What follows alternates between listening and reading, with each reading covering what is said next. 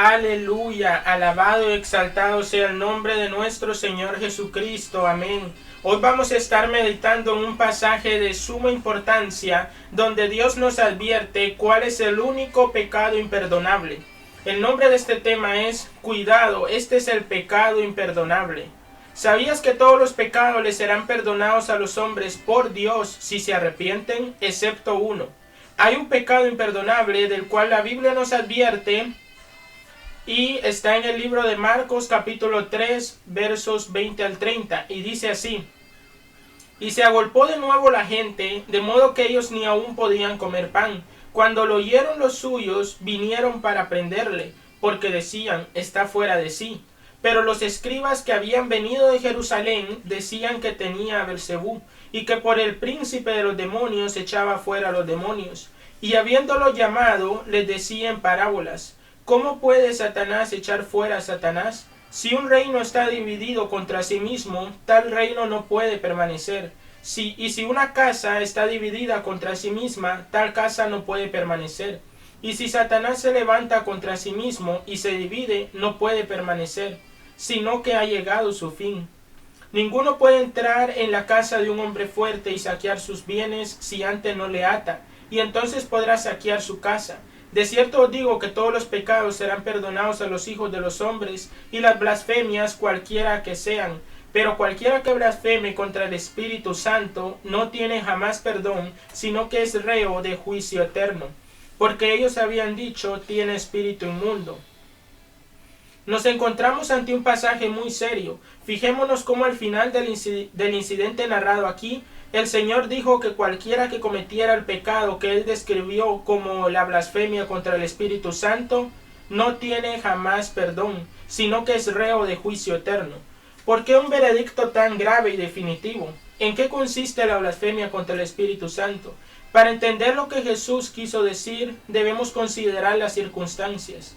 Por un lado, ya hemos tenido la ocasión de ver que el Señor había desarrollado un amplio ministerio a lo largo de toda Galilea, en el que había manifestado suficientes evidencias de ser el Mesías. Su enseñanza, sus continuos milagros de sanidad o el poder con el que echaba fuera a los demonios eran pruebas inequívocas de que Jesús era el Mesías anunciado por las Escrituras.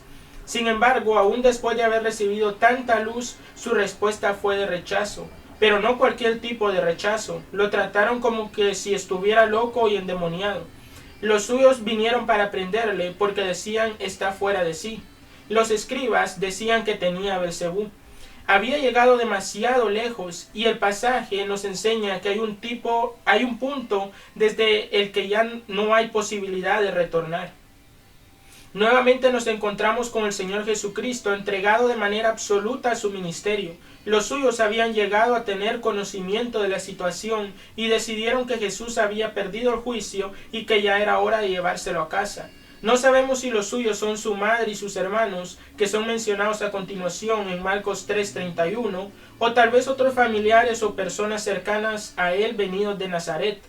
En cualquier caso, esta reacción apunta a una incomprensión muy seria acerca de la persona de Cristo. Así que el Señor sabía por su propia experiencia lo que más tarde dijo que tendrían que enfrentar también aquellas personas que quisieran seguirle. Mateo 10:36. Y los enemigos del hombre serán los de su casa. Sin duda, este tipo de desprecio cuando viene de un amigo o familiar es muy difícil de afrontar. Pero encontramos un fuerte consuelo en saber que nuestro Salvador nos entiende porque Él mismo también pasó por esta situación. Al mismo tiempo aprendemos otra lección que se repite constantemente. La gente del mundo, cuando ven que una persona se consagra al Señor para vivir enteramente para Él, les parece que está loco, que está fuera de sí, que es un fanático. ¿Cuántas veces pasa esto con los creyentes? Cuando se dedican a las cosas de Dios, cuando muestran entusiasmo por adorar a Dios y servirle, eso es considerado fanatismo. Sin embargo, si un hombre se emborracha, si gasta todo su dinero en fiestas, si vive perdidamente, eso es considerado normal y hasta se alaba. Pero servir a Dios con fervor es una buena locura. Lo triste es que sea tan infrecuente. ¿Cómo cambiaría este mundo si todos los cristianos estuvieran fuera de sí como lo estaba el Maestro? Pero aún podemos preguntarnos, ¿qué hizo que su familia pensara así? ¿Por qué pensaron que su comportamiento era el de un loco? tal vez porque había abandonado la seguridad y tranquilidad del taller de carpintería en Nazaret para convertirse en un predicador, o porque iba camino de llegar a una colisión frontal con los líderes religiosos judíos, quizá porque las amistades que había escogido no les parecían muy recomendables. También parece que a su familia le importaba mucho lo que los demás estaban pensando de Jesús y sobre todo de ellos, y tal vez les horrorizaba pensar en los riesgos que estaba asumiendo. El relato acerca de los parientes de Jesús se ve interrumpido momentáneamente para tratar la reacción de otro grupo muy importante, los escribas.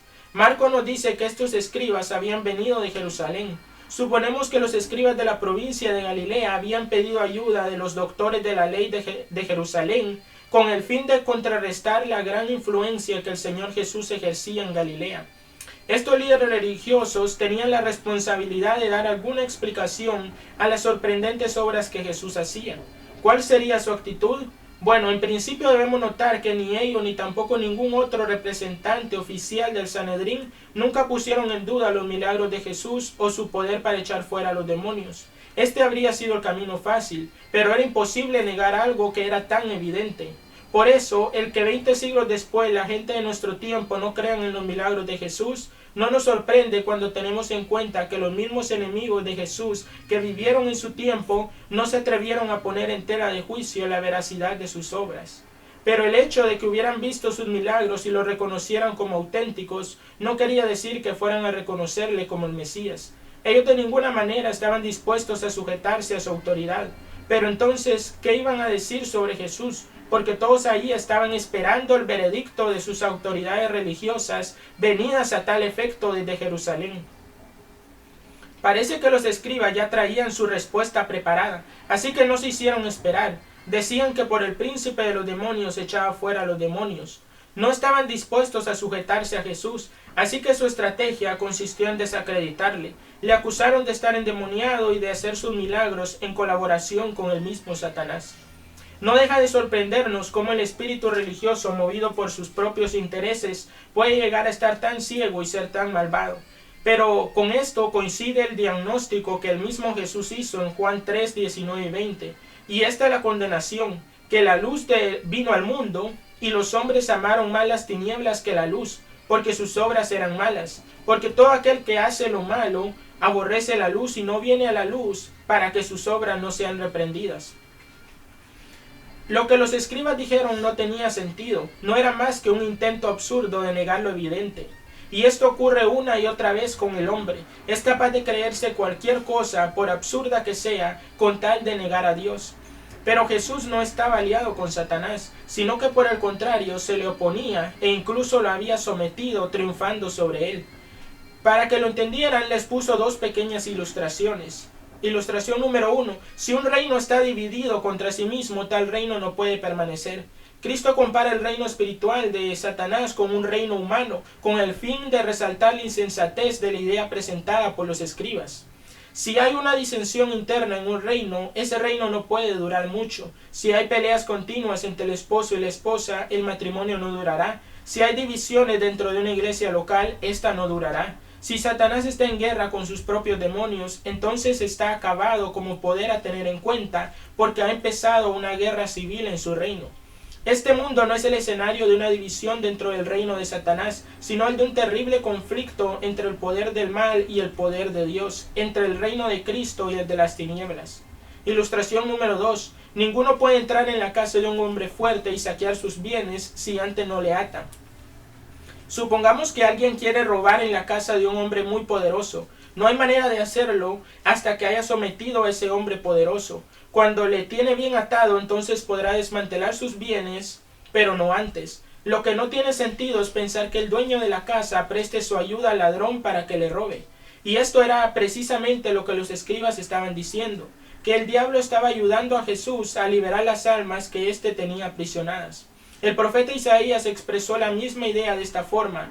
Isaías 49, 24 y 25. ¿Será quitado el botín al valiente? ¿Será rescatado el cautivo de un tirano? Pero así dice Jehová, ciertamente el cautivo será rescatado del valiente, el botín será arrebatado al tirano, y tu pleito yo lo defenderé, y yo salvaré a tus hijos.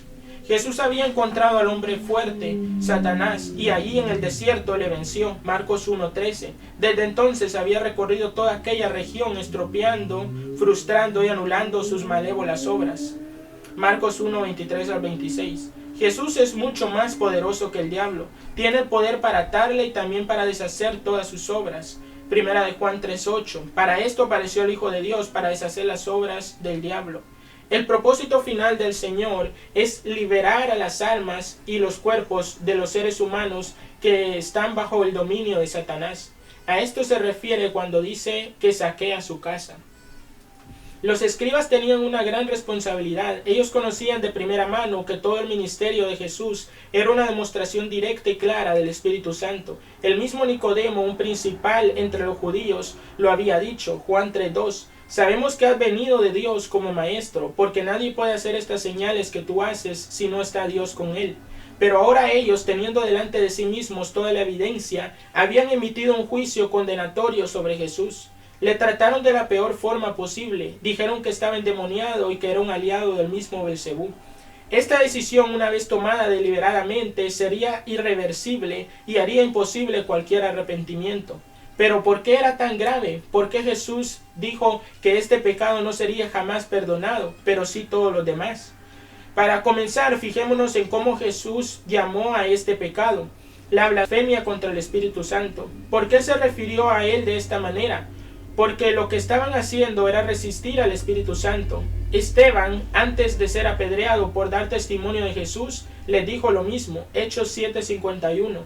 Duros de cerviz e incircuncisos de corazón y de oídos. Vosotros resistís siempre al Espíritu Santo, como vuestros padres, así también vosotros. Entonces tenemos que preguntarnos cuál era la obra del Espíritu Santo que ellos estaban resistiendo. En las Escrituras el Espíritu Santo tiene dos funciones principales: revelar la verdad de Dios a las personas y capacitar a las personas para hacer la obra de Dios. Por lo tanto, cuando acusaron a Jesús de estar endemoniado, estaban resistiendo la revelación que el Espíritu Santo estaba dándoles acerca del Señor Jesucristo y de la naturaleza de sus obras. Juan 16:8 al 11. El Espíritu Santo convencerá al mundo de pecado, de justicia y de juicio. De pecado por cuanto no creen en mí, de justicia por cuanto voy al Padre y no me veréis más, y de juicio por cuanto el príncipe de este mundo ha sido ya juzgado. Si ellos estaban resistiendo de esta manera la obra del Espíritu Santo, ¿qué más podría hacer Dios para convencerles de su pecado y llevarles al arrepentimiento y al perdón? El Espíritu Santo había presentado delante de ellos el testimonio más claro posible de la persona de Cristo. Si lo rechazaban conscientemente, no había nada más que Dios les pudiera ofrecer. Si lo que Dios hacía por ellos para llevarles a la salvación, ellos lo interpretaban como obra del mismo Satanás, ¿qué más podía hacer Dios contra eso? Con esto cerraban la puerta definitiva al Espíritu Santo. El asunto que estamos tratando es realmente serio. Hay un estado de endurecimiento que incapacita al alma para el arrepentimiento. Todos recordamos el caso de Faraón en Egipto. Él se fue endureciendo ante cada nueva evidencia del poder de Dios que su siervo Moisés le mostraba, hasta que llegó un momento cuando Dios mismo consideró que había traspasado el límite y entonces ya no hubo retorno. Pero para el ladrón, el adúltero, el homicida, hay esperanza. El mensaje del Evangelio puede hacer exclamar: oh Dios, ten misericordia de mí, pecador. Pero cuando un hombre se ha endurecido de modo que está decidido a no prestar atención alguna a los impulsos del Espíritu, ni siquiera a escuchar sus ruegos y advertencias, se ha colocado a sí mismo en el camino que lleva a la perdición. Pecar contra el Espíritu Santo no es una acción o afirmación aislada, sino una actitud firme de hostilidad abierta hacia Dios que rechaza su poder salvador.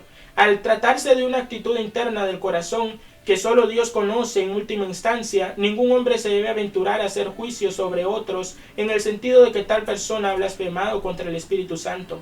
También se le llama pecado de muerte.